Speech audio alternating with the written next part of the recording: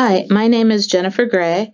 I work as one of the transmission electron microscopy staff scientists in the materials characterization lab at Penn State, which is part of Penn State's Materials Research Institute. And what I'm going to be talking about today is some of the tools we use in the materials characterization lab to map either elemental composition or determine chemical bonding in a sample at different length scales, particularly all the way down to the nanoscale level. So just to review what we mean when we're talking about different relevant length scales, these can mean different things, whether you're talking about material sciences or life sciences. So for material science, when we're talking about like macroscopic length scales, we're talking about things on the micron level that you might see with your eye or in a light microscope. And as we try to probe down to smaller length scales, we might use something like a scanning electron microscope to look at the microstructure that we can't see with our eyes in the sample, like grains or different phases in a sample.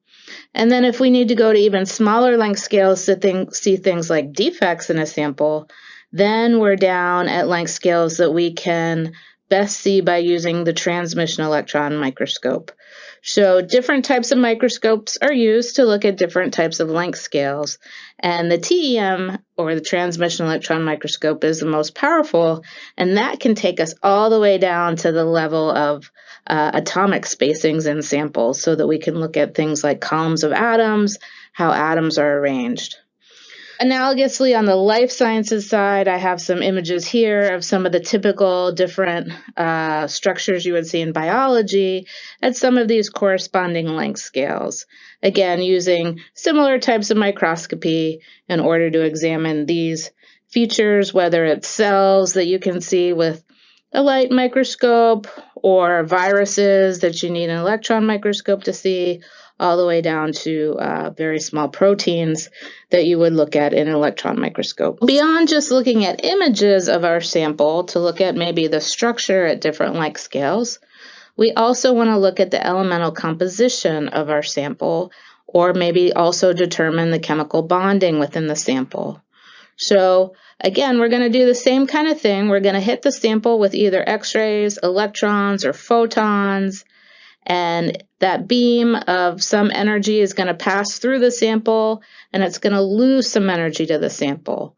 So on the other side of the sample, then, we're measuring the energy of some beam again, which is going to be less than the original energy of those X-rays, electrons, or photons.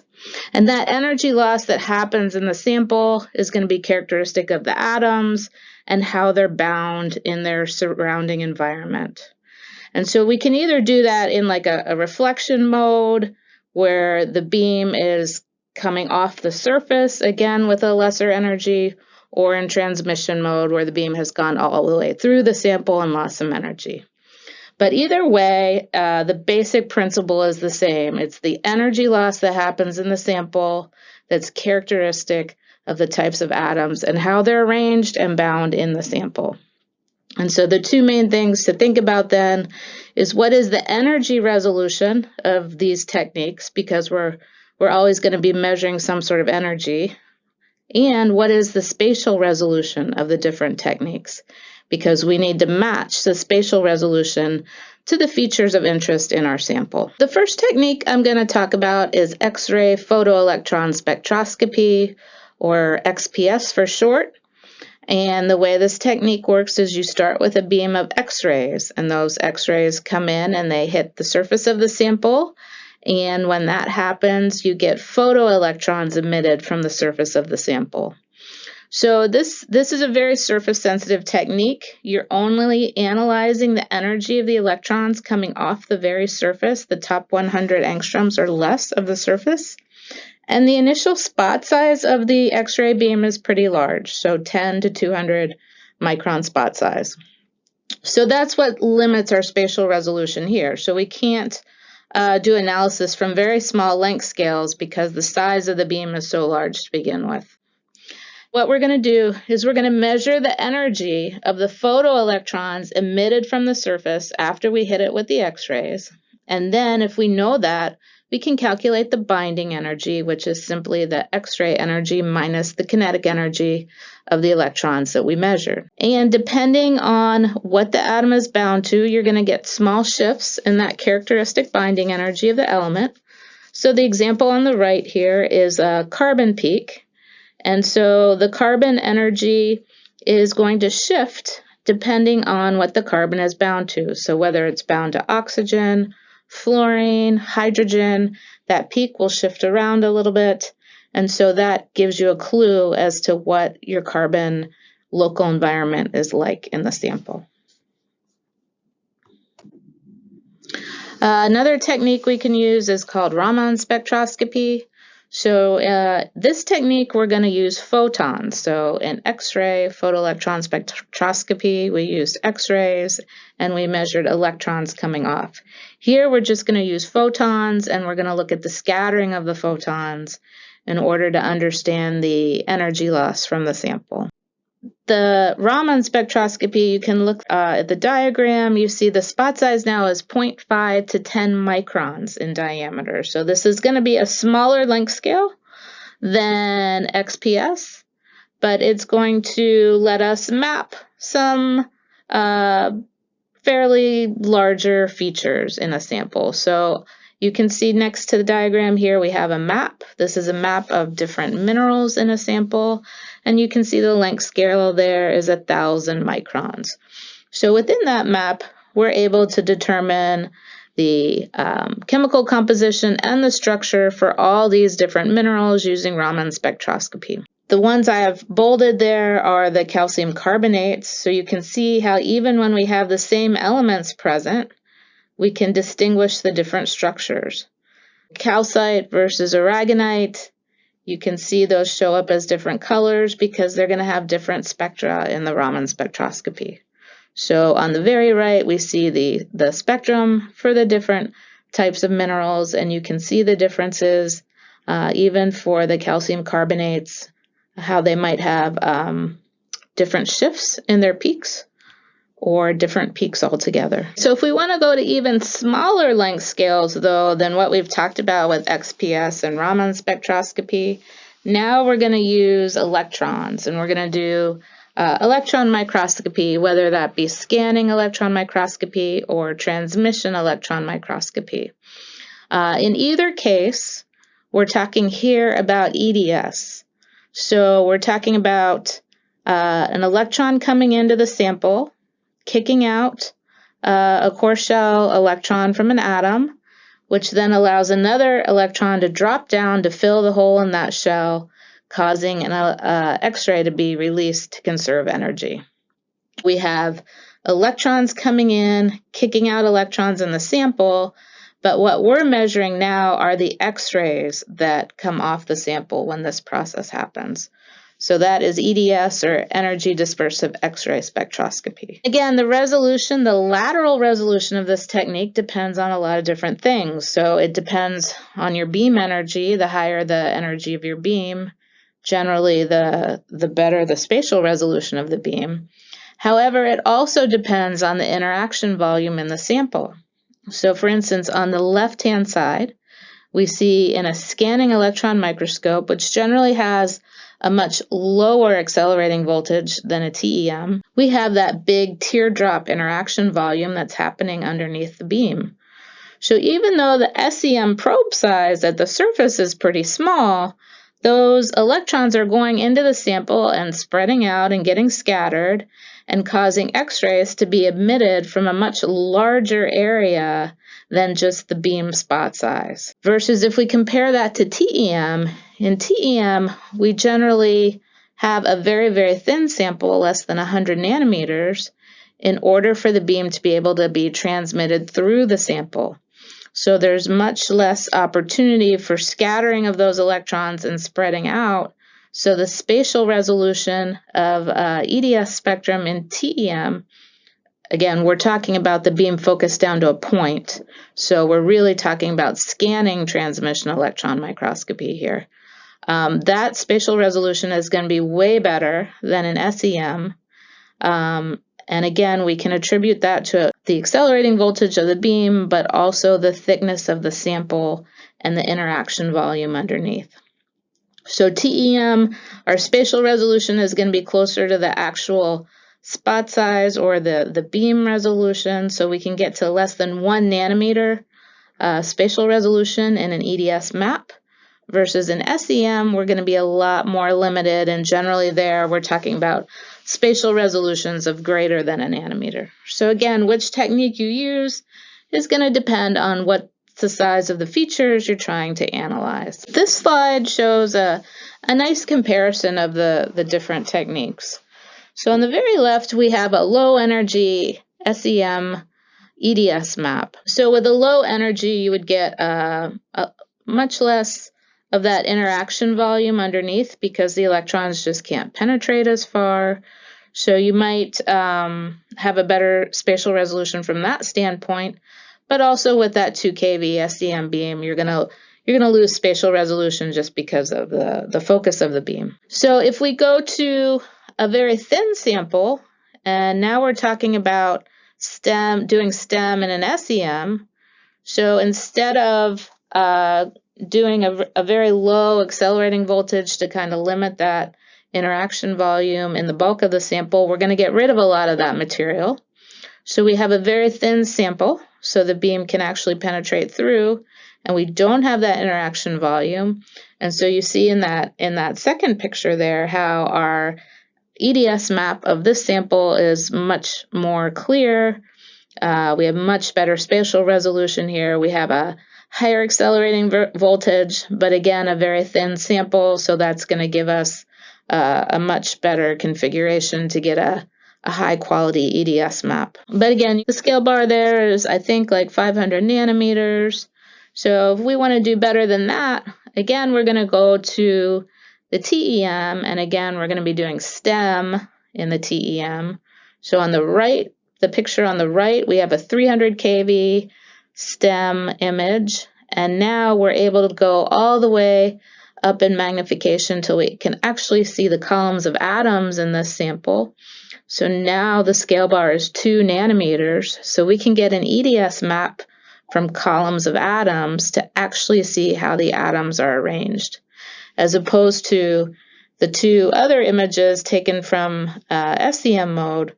We're looking at a much bigger length scale there. We're looking at different phases in the sample, as opposed to the STEM image. We're actually looking at atoms. Here's another example of the types of length scales we can get to using STEM EDS. The diagram on the left is a diagram explaining how scanning transmission electron microscopy works. You have the beam is converged down to a point, and it's rastered across the sample, similar to what it would be in an SEM. But the image that you get is the scattered image of the beam after it's gone through the sample. So we have a detector underneath, which is generally the one we use is the high angle annular dark field detector. And that is collecting the scattered electrons. And those electrons, generally the amount of scattering is going to depend, again, on what elements are present. So the right-hand image is the high-angle annular dark field STEM image of this sample. You can see regions where we have heavier elements are going to appear brighter because there's more scattering there. So the EDS map then is in the middle. It's showing different colors for the copper, the zinc, indium, and cobalt. Again, the scale bar here is 50 nanometers. This is a sample from Ray Schock's group, where they're able to get very small phase separation in nanoparticles. So again, this map was created by measuring the energy of the X-rays coming off the sample at every single pixel point that the beam hit on that sample as it was rastered. Pretty impressive resolution that we can get in the TEM when we use this technique. Just so you don't think this is only useful for material science applications, the STEM EDS technique has also been applied to bio applications. So this example that I'm showing here is STEM imaging and STEM EDS of rat endocrine cells. We can use the EDS elemental mapping to highlight different granules in these cells. So these EDS maps, the color maps on the bottom right, are showing different colors for different elements like nitrogen, phosphorus, sulfur. and those are present to different degrees in these different granules and these types of cells. So again, there's a lot of potential for biology applications here. It's not used nearly as much in that situation just because a lot of times you're just dealing with, carbon and a couple of the light elements, but there's a lot of potential good applications there as well. Another technique that we can use to look at chemical bonding and elemental analysis in the STEM is electron energy loss spectroscopy. So before, the picture on the left is the same at the top part. The beam is focused down to a point, it's rastered across the sample, and before we were collecting X-rays coming off the sample. But now, instead of doing that, what we're going to do is we're going to measure the energy of the electrons after they pass through the sample. And as we know from inelastic scattering, they will have lost some energy to the sample. So now we're directly measuring the energy of the electrons that have lost some energy to the sample. And so that's going to give us an EELS spectrum on the right, which is showing us the energy loss, and the peaks in the energy loss spectrum are going to correspond to the elements present, and their exact position and the shape of the spectrum is going to tell us about the type of bonding present in the sample. So this type of information now is more analogous to what we got from XPS. So remember in the very beginning when I talked about XPS, we were talking about very large spot sizes with many microns. So you couldn't do any kind of mapping on any kind of very fine length scale. But here with STEM EELS, we can get the analogous kind of information, but in a map down at the nanometer scale level. And the benefit over EDS is now, in addition to just telling us what elements are present, the EELS, in addition, tells us how those elements are bonded to each other. For instance, in the spectrum on the right, this is carbon in different states. So the top spectrum is graphite, the middle spectrum is amorphous carbon, and the bottom spectrum is graphene oxide. In addition to knowing that carbon is there, we also know the crystalline state that it's in. So this can be helpful. Again, a good example is a biology application where, again, most of your composition in biology is carbon-based. So you have a carbon-based sample, and you have some carbon nanotubes in that sample. So if we tried to look at carbon nanotubes in an amorphous carbon matrix with just normal high-resolution TEM, like in the figure in the middle there, you can just barely make out the carbon nanotube inside that amorphous carbon matrix, and you kind of have to know it's there to be able to see it. Versus if we did a STEM EELS map, now we can map out the signal from the nanotubes because of their bonding as opposed to the amorphous carbon. So in that first image, we have a map there. The orange map is of iron because the sample also has some iron in it. But also the kind of purplish, bluish map below that is the signal coming from the bonding of the carbon nanotubes. So it's a way to really highlight that inside of an amorphous carbon matrix that would be very difficult to get at any other way. And again, you see the length scales here for these images are, more at the nanoscale level. So the power really comes, we've introduced a lot of different techniques, but the power really comes when you can combine these different techniques in order to get a more complete picture of what's going on in your sample. So generally, we don't use just one technique. Usually, we're using a bunch of different techniques together to tell us different parts of the picture. So this example here is a project where they were trying to form a 2D oxide on top of a silicon carbide substrate. So you can see down at the bottom a really nice high-resolution STEM image in cross-section mode of the silicon carbide substrate with all the columns of the atoms nicely epitaxially arranged. And then they put down a 2D layer of gallium on top of that. And then on top of that, they put down a layer of graphene. And then they performed this oxidation experiment. So heated up the sample in the presence of oxygen in order to try to convert that gallium into a gallium oxide. And what they found was that the quality of the graphene layer really affected the ability to get that gallium layer to oxidize. And that was seen through a couple different things. Through the Raman, so above the STEM images, the top graph is the Raman spectrum. And they could figure out from that whether the graphene layer was disordered or ordered. Then they did the oxidation experiment. And in the spectrum on the right, we see the XPS data, and that told them whether that oxide had actually formed or not. And so what they saw was that in samples where the Raman said the graphene was originally disordered, they would get oxidized gallium, whereas that graphene from the Raman said it was nicely ordered, they would not get the same oxidation happening. So you combine that with the actual TEM image in the bottom right, and it tells you much more about what's going on in that sample. I mean, sure, you can see the atoms and the layers in the TEM image. You can do EDS from that cross-section and pull out the gallium and the oxygen, but it's still not conclusive until you put all three of these techniques together to get a more complete picture of what's going on. Another example of how we use these techniques together is some experiments that were done on aluminum powders. So these powders were many microns. So the SEM image in the upper right corner shows what these powders look like to begin with. So on the order of maybe 50 microns in size. And they were coated with a siloxane layer on top of them in order to affect certain properties they wanted for these particles. And so they wanted to see what the stability of this layer was and how it reacted with the aluminum surface. So they started out by doing XPS on these particles.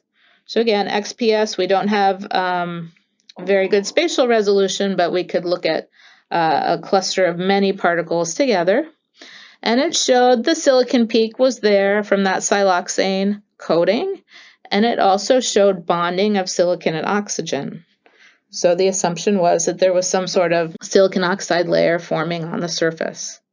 So to confirm that, we went in and we did TEM. And the way we had to do TEM is we had to take a slice through one of these particles, because these particles on their own are way too big to get transmission electron microscopy. So we had to take a fib section from one of these 50 micron particles, and we had to look at it in cross-section. So the STEM images and the EDS maps you see on the bottom right were done in cross-section mode through one of these particles. And there in the high-angle annular dark field image, we see a very bright layer at the surface.